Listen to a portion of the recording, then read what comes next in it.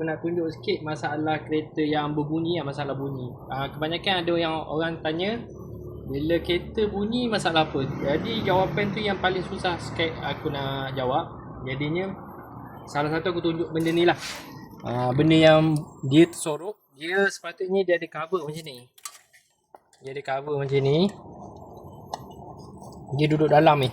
Bila dia duduk dalam, salah satu suspension lah. Boleh kategori handling dia. Lepas tu ini dia ada goyang sikit. Ni salah satu bunyi yang susah nak dicari. Jap kita buka.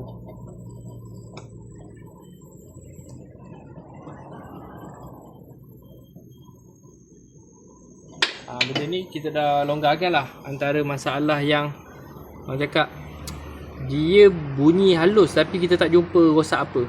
Ni salah satunya. Dia dah ada bergoyang. Bila kita duduk dalam kereta, bila bawa jalan tak rata, dia akan ada bunyi kelekuk-kelekuk. Dia ada bunyi halus. Jadi ini salah satu kerosakan menyebabkan bunyi lah. Bunyi ni banyak. Low arm boleh jadi, exhaust boleh jadi. Tapi kalau ada masalah bunyi ni, kena cek satu persatu. Benda yang paling susah sekali nak cari bunyi lah. Sebab dia ada banyak part. Berbunyi dia memang hampir sama. Jadi ni salah satu benda ni rosak boleh menyebabkan bunyi lah. Dengan handling tak berapa cantik. Okay. Jadi siapa ada masalah bunyi, prefer pergi cek dululah. Sebelum beli barang, tukar. Last satu barang je rosak. Ni salah satu kerosakan yang menyebabkan bunyi lah. Okay, dapat tu.